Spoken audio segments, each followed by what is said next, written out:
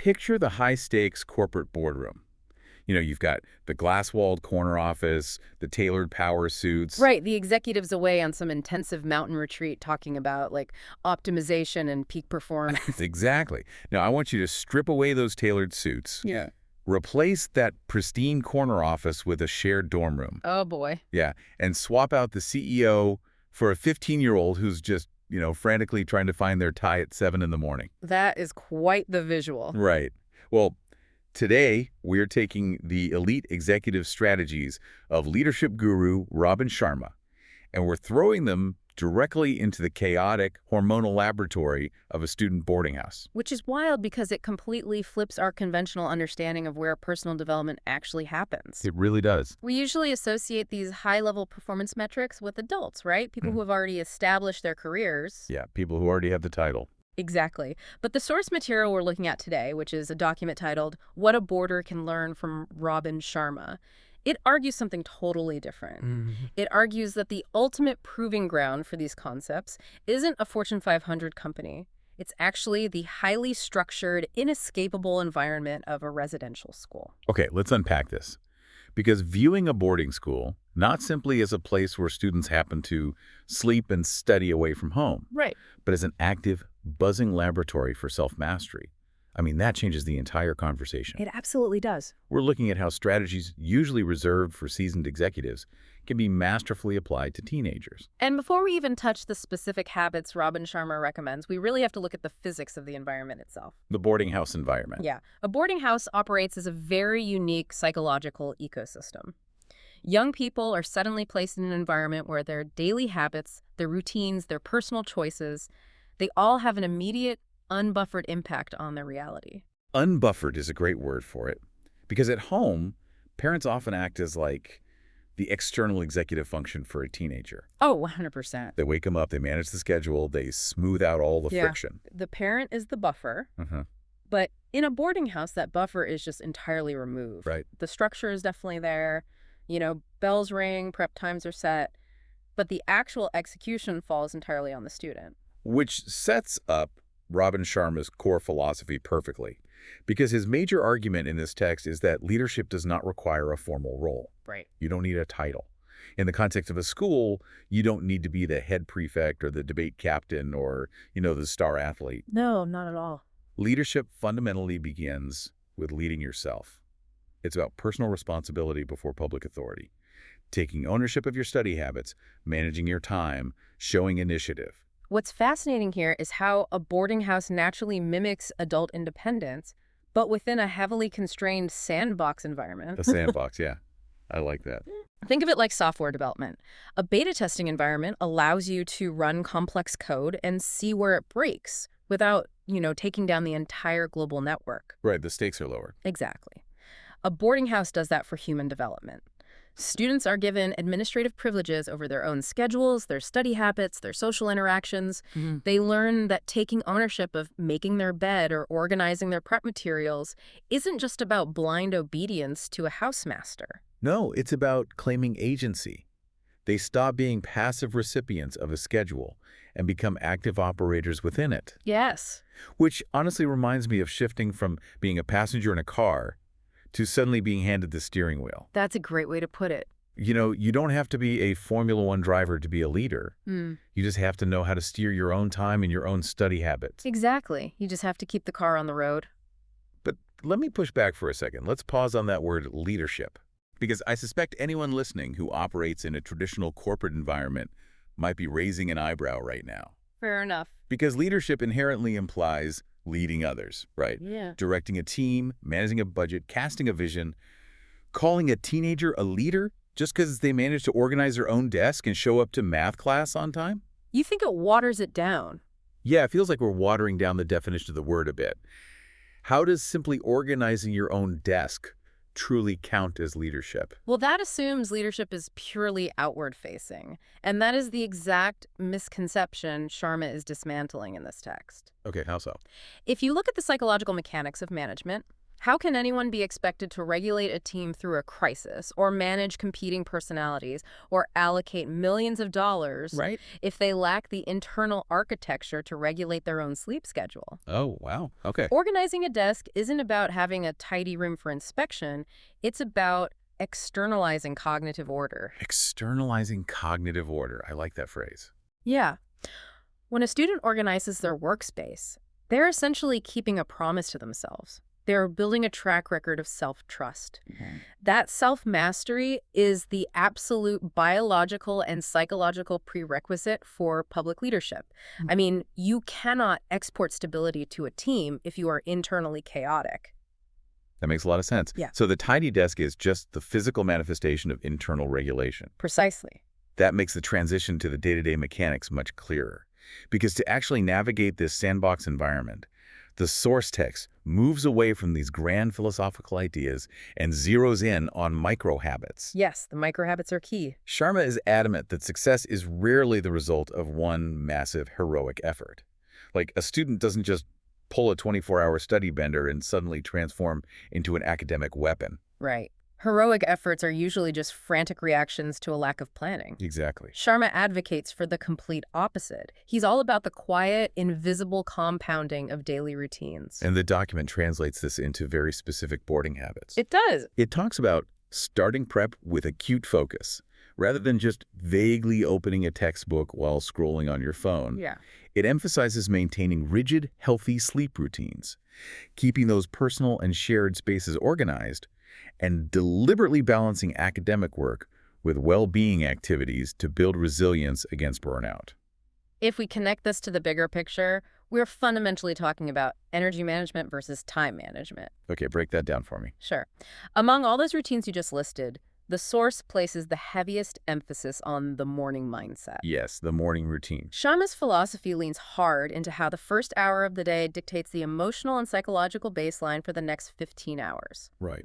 For boarders, the text advocates for tactics like preparing the uniform and packing the bag the night before, creating simple, automated morning sequences, and deliberately avoiding rushed starts. Here's where it gets really interesting. Think about those micro habits, not just as good advice, but through the lens of cognitive load theory. Oh, absolutely. Every single decision a person makes in the morning, what to wear, where to find a missing shoe, which notebook goes with which class, it burns glucose. It really does. It depletes a finite reserve of willpower and executive function. It's like compound interest for the day. One rushed morning taxes your focus for hours. Yeah.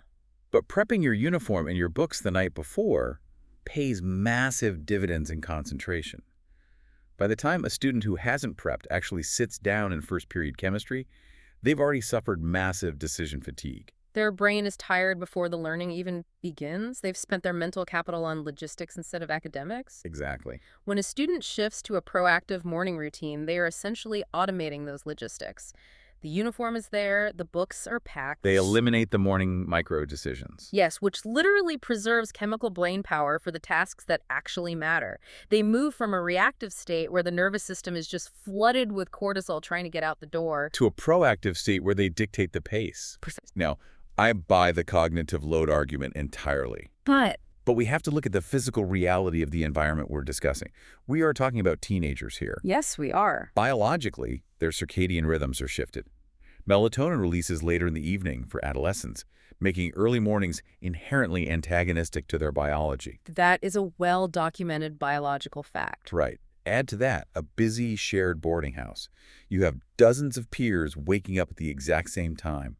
Showers are occupied. Someone is blasting music. Someone else is having a full-blown panic attack about a lost assignment. Chaos. Total chaos. So my question is it actually realistic to expect a 15-year-old to cultivate a perfectly calm, intentional morning mindset when they're surrounded by that literal locker room dynamic? It's highly realistic, provided we redefine what calm means in this context. Okay, how so? We have to discard the idea of calm as environmental silence. A boarding house morning is objectively loud, it's fast, and it's crowded. Very crowded. But Sharma's morning mindset isn't about controlling the external environment. It's about internal regulation.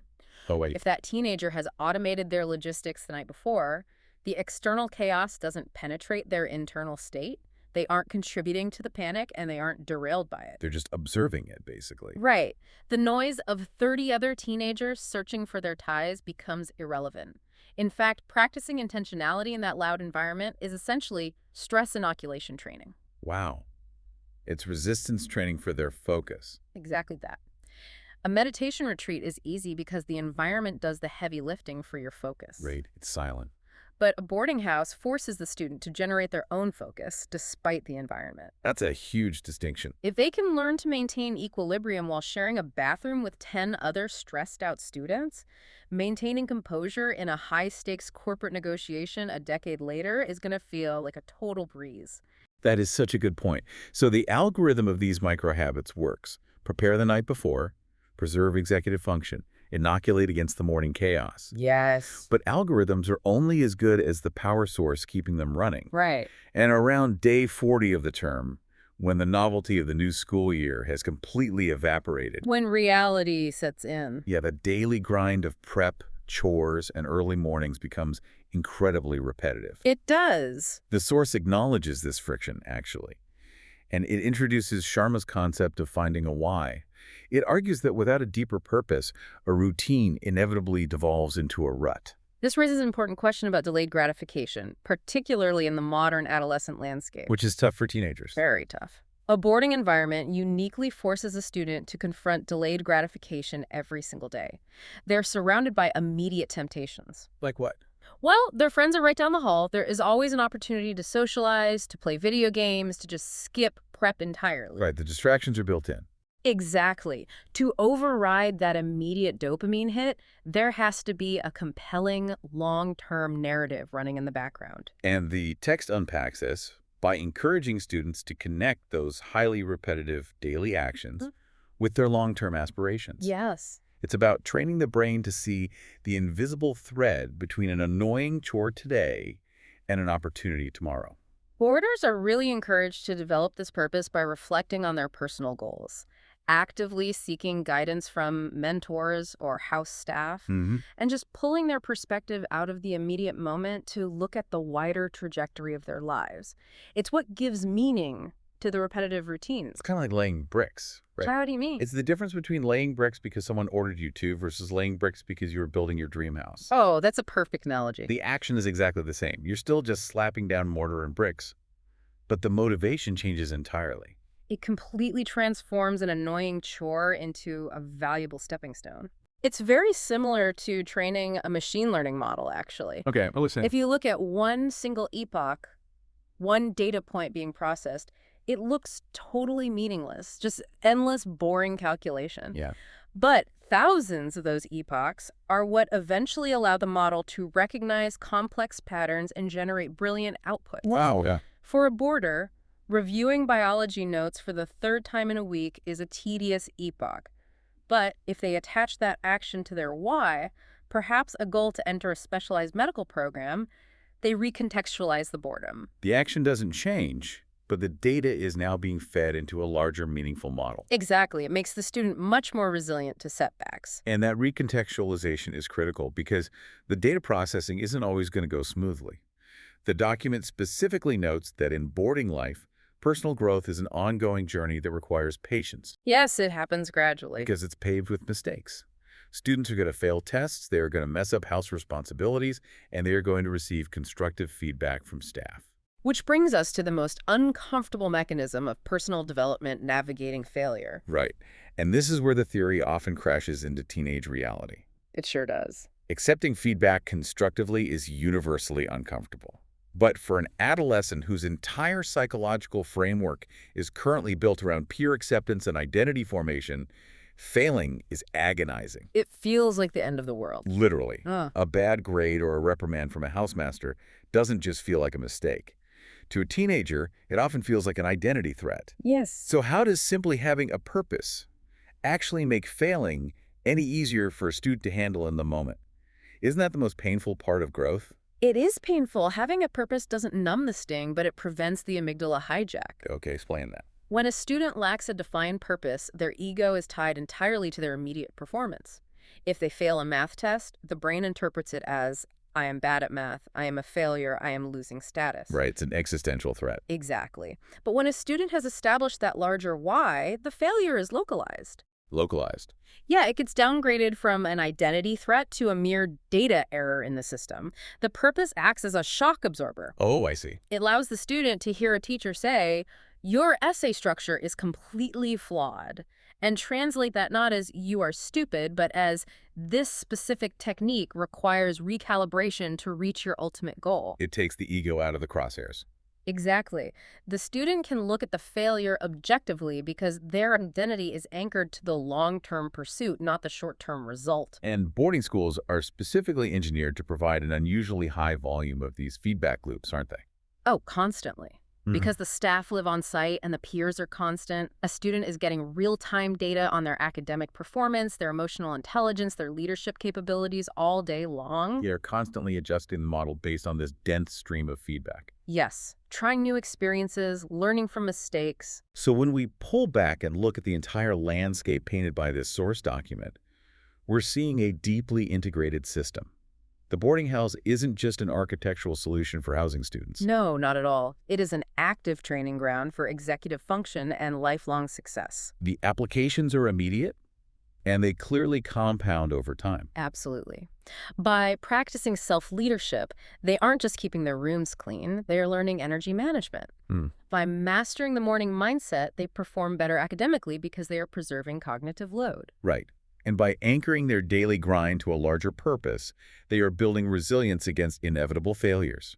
They learn to process constructive feedback without ego collapse. They're basically learning to manage high-pressure environments, build healthy relationships, and prepare for genuine independence. So what does this all mean for you, listening right now? Yeah. Whether you are navigating a corporate hierarchy, trying to optimize your own daily routines, or perhaps raising a teenager yourself, the source leaves us with a brilliant, universal takeaway. Which is? You do not need to wait until adulthood, or for the corner office, or the title to start shaping your future and operating like a leader. Right. Excellence, as Robin Sharma points out, is not a grand cinematic event. It is built quietly in the unglamorous hours of the morning. It really is. It's constructed through daily discipline, intentional logistics, and purposeful action. One habit and one goal at a time. The tools for high-level success are entirely accessible within the mundane routines we usually rush through or complain about. Which brings us to a lingering question, something for you to chew on after this deep dive wraps up. Okay, let's hear it. We spent this entire time analyzing how the highly structured, inescapable environment of a boarding house forces a student to practice these elite habits. Right. The bells, the scheduled prep times. Exactly. The constant presence of mentors. It's Yeah. an incredible scaffolding for self-discipline. But if excellence is forged within that specific rigid structure, what happens to all that carefully constructed self-leadership when the external structure of the boarding house is finally removed? Oh. Right. Oh. When a student graduates, steps onto a college campus or into adult life, and there are no set prep times, no lights out policies, no mentors checking on their morning routine. That's the real test. Does the discipline hold up when the rules completely disappear? Or do we all, regardless of our age or our job titles, secretly need to manufacture a little bit of that rigid boarding school structure in our own adult lives just to stay on track? That is a fascinating thought. Something to think about the next time you find yourself hitting snooze. Thanks for joining us on this deep dive. We'll catch you next time.